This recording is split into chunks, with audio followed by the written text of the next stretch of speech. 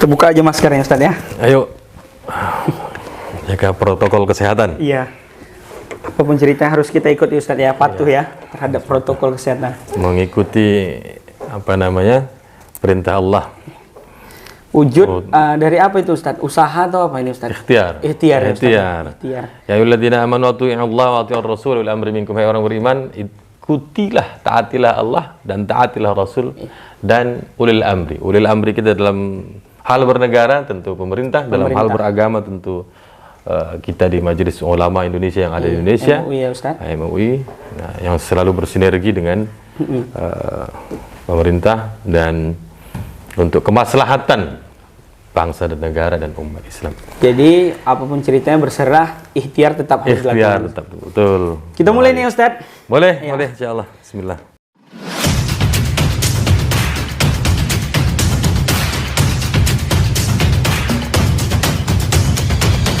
Bismillahirrahmanirrahim. Assalamualaikum warahmatullahi wabarakatuh.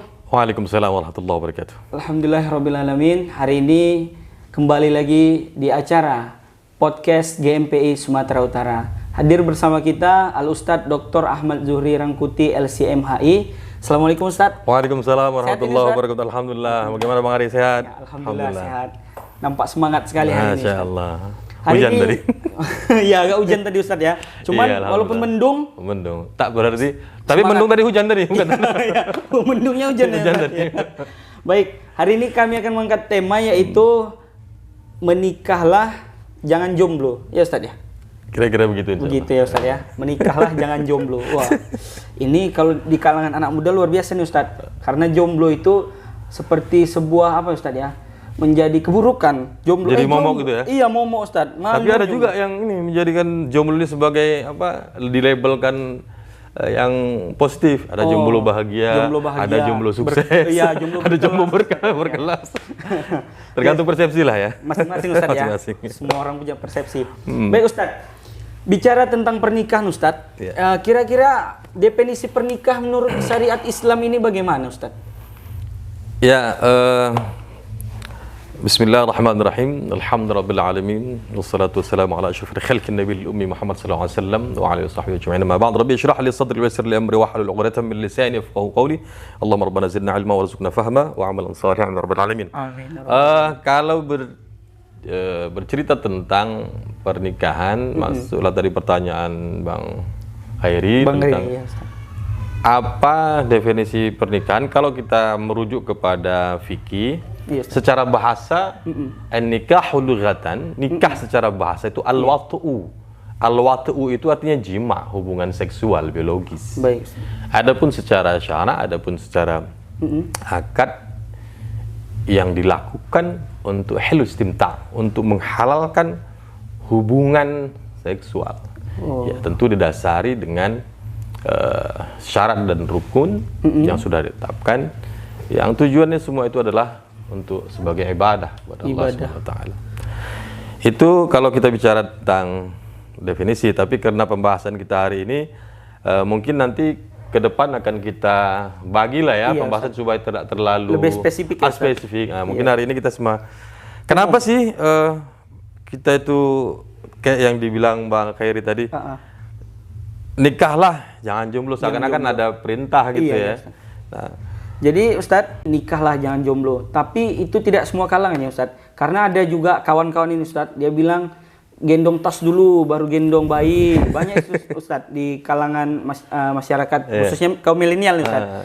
Banyak juga kalau nikah itu S2 dulu, ataupun harus mapan dulu. Itu bagaimana pula itu Ustadz? Ya.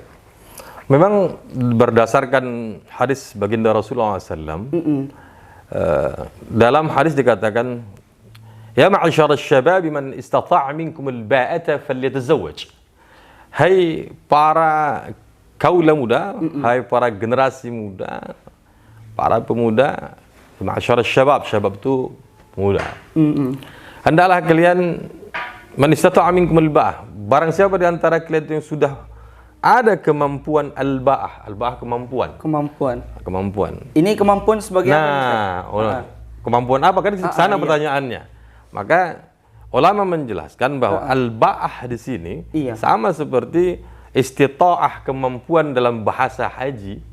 Oh. Nah, al-ba'ah dalam nomenklatur dalam perkawinan atau pernikahan. Kawin apa nikah? Betul kan? Betul. Kawin dulu. Salah Ustaz.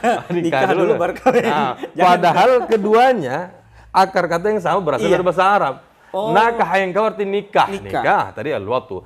Kawin bahasa Indonesia diadopsi dari bahasa Arab juga. Kawan ayu kawinu, menggabungkan. Takwin menggabungkan dua hal yang beda. Cuman jadi, sebelum kawin nikah dulu. Nah, jadi bahasa Arab ketika sudah masuk diadopsi ke dalam bahasa Indonesia terjadi pergeseran. Akhirnya dibedakan nih, ya kan? Kalau kawin tuh seharusnya sama Ustaz, hukumnya perkawinan, Undang-Undang Perkawinan nomor 1 tahun 1974 kan. Tapi bukunya buku nikah tuh. Buku nikah. Iya. Kan itu. Iya, nah, Nabi bilang, barang siapa yang sudah punya kemampuan al-ba'ah, kemampuan ini dijelaskan adalah al-ba'ah adalah kemampuan fisik dan kemampuan materi. Falyatazawwaj kata. Maka hendaknya lah dia menikah. Iya, ya Ustaz. Fa illam yastati, kalau nggak mampu dia belum bisa, maka haruslah dia fa'ali bisyam. Dia puasa. Untuk menahan hasrat. Iya, fa in ahsan lil faraj, dia bisa membentengi hasrat tadi. Iya. Yang merupakan bawaan hal yang jibili, tabiat manusia yang dianugerahkan oleh Allah Subhanahu wa taala, yang membedakan dia dengan makhluk bernama malaikat. Nah, malaikat ada makhluk diberikan oleh Allah hasrat biologis dari hewan. Nah, dan kemudian solusi yang diberikan Nabi puasa ya. Kemudian dengan berpuasa itu tadi bisa menahan dan untuk hasrat hubungan seksual dan menahan pandangan. Puasa. Aghat lil basar, lebih menahan pandangan. Jadi kalau kita udah puasa jangan pula pandang yang enggak ya Ustaz ya. Jadi ini tadi Ustaz katakan secara fisik dan juga materi ya Ustaz. Jadi hukum nikah itu ada 5 ya Ustaz. Iya. Wajib, sunnah, apalagi makruh ya Ustaz. Sampai 5 itu ya Ustaz. Sampai 5. 5 mubah ya Ustaz. Kelima hukum taklif itu ada. Jadi itu Ustaz yang dikatakan wajib yang seperti apa Ustaz? Yang dikatakan sunnah itu contohnya bagaimana gitu Ustaz? Nah, betul. Ini karena gini Ustaz, izin Ustaz. Ini orang anak-anak muda ini banyak anak muda sini kayaknya nih. Iya. Ini kan dia belum nikah nih Ustaz. Nanti gini Ustaz. Dia bilang, "Kenapa kau nikah?" "Iya, umurku udah cukup." Salah itu Ustaz ya. Umur udah cukup. Ataupun iya, karena kawanku udah nikah semua. Padahal tadi menurut yang Ustaz jelaskan, itu ya? Iya, motivasinya. Yang Ustaz jelaskan tadi atau ada juga yang ini, kenapa nikah?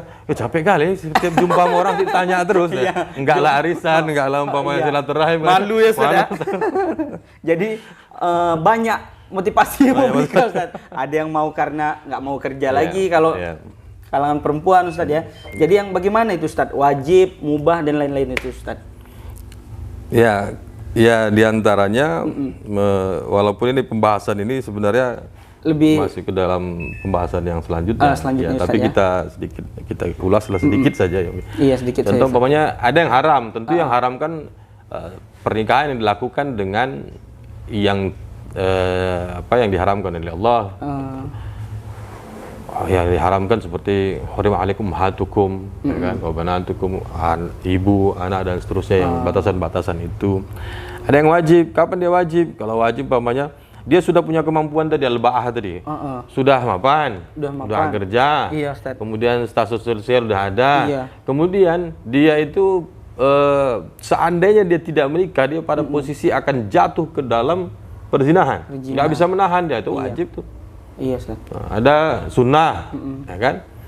Kalau itu wajib Ustaz ya. Itu wajib tuh yang nggak bisa menahan. Kalau sunnah ini dia sudah mapan, tapi tidak sampai pada dia hasratnya ada seksual, tapi masih bisa dialihkan umpamanya. Nah, itu ada yang mubah. Mubah ya, Ustaz. Nah, yang mubah. Makanya atau mubah atau bahasa lain tuh boleh gitu ya. Boleh. Makanya ada di antara ulama seperti Imam Nawawi itu, beliau ulama besar. Ya, bahkan status beliau wali kutub. Bab pernikahan sangat gamblang dan sangat detail beliau yang tuliskan. Tapi karena memang dalam pernyataan beliau masuk pada yang menyatakan hukum nikah itu pada boleh. Akhirnya ada kalangan di mana seandainya dia kalau umpamanya tidak menjalankan kewajiban rutinitas, beliau kan seorang ahli, seorang ulama besar yang hidup dan kehidupan beliau itu adalah menuntut ilmu terus, mengembangkan ilmu terus, sehingga selalu waktu itu Allah, ya, ibadah itu jalan Allah dalam bidang keilmuan. Sehingga ada memang kondisi di mana orang yang seperti ini kalau seandainya itu menikah dan akhirnya berhenti kan. Nanti sibuk memikirkan jadi istri, anak, nafkah, habislah waktu dan energi yang diuntukkan untuk keilmuan mungkin tadi. Karena sebab itu juga Ustaz ya. Salah satunya latar belakang itu. Tapi kita bukan berarti kita justru kita malah menganjurkan untuk menikah. Tapi kenapa? Pertanyaan kan kenapa harus menikah? Dari judul yang Bang Khairi tadi sampaikan. Karena ada beberapa referensi yang kita temukan. Di antaranya almarhum Profesor Dr. Syekh Muhammad Imarah dalam buku beliau Makanatul Mar'ah fil Islam. Ada dalam buku itu beliau mengatakan bahwa memang hajatul insan lizawaj, memang adalah hajat kebutuhan manusia untuk menikah. Tujuannya apa? Untuk menjaga eksistensi keturunan manusia. Manusianya kita ini kan hidup di atas muka bumi ini kan nggak selamanya. Kita punya sifat namanya fana, akan hilang. Tidak kekal kita. Tapi yang namanya kehidupan ini kan terus berjalan. Pengabdian kepada Allah itu estafet, harus ada estafet, regenerasi. Baik, Ustaz. Nah, untuk menjaga itu bagaimana? Allah memberikan sebuah sistem namanya zawaj atau kawin, menikah dengan cara apa? Dengan cara tanasul. Tanasul itu reproduksi. Reproduksi kemudian dengan tawallud, dengan melahirkan. Jangan reproduksi aja, ya kan? Kemudian tawalludnya nggak mau, melahirkannya nggak mau kan? Karena apapun ceritanya, manusia ini fana, dunia ini fana, Ustaz ya, harus ada estafet ya Ustaz, regenerasi Ustaz ya. Dan selain itu, begitu juga dalam selaras dengan itu, Syekh Ibnu Ashur dalam kitab beliau Maqasid Ahkam, Maqasid Syariah Islamiyah, Ustaz. Itu tujuan-tujuan kenapa Allah turunkan syariat, Allah berikan syariat. Salah satunya ada 5 kan, maqasid syariat, tujuan syariat itu ada 5. Kenapa Allah berikan syariat itu ada 5? Satu itu hifzu ad-din, menjaga eksistensi agama. Kedua, menjaga eksistensi jiwa, nafs manusia. Yang ketiga, hifzul akal, menjaga eksistensi akal. Yang keempat, hifzu an-nasal. Di sini nih, untuk menjaga eksistensi keturunan manusia. Yang ketiga, yang kelima, hifzu al-mal, menjaga harta. Ada hukum pamannya, kenapa kita harus salat pamannya? Ada perintah. Karena untuk menjaga hifzu ad-din, menjaga eksistensi agama seseorang. Dia bukan katakan beragama sementara dia tidak melaksanakan perintah Allah. Maka ibarat salat ibaduddin, as-salatu ibaduddin, salat itu tiang agama. Sementara perintah nggak dijalankan, maka kehidupannya seperti bangunan yang roboh. Nah, ada perintah nih, hifzu an-nasal. Yang keempat tadi Ustaz. Yang keempat benar Bang. Yang keempat hifzu an-nasal, menjaga eksistensi keturunan. Nah, apa tujuannya perintah? Diharamkan zina. Karena untuk menjaga eksistensi manusia jangan sampai ikhtilatul ansab, terjadi percampuran nasab, sehingga diperintahkan menikah tadi. Nah, itu diantara salah satu tujuannya. Masuk kita ke ini Bang,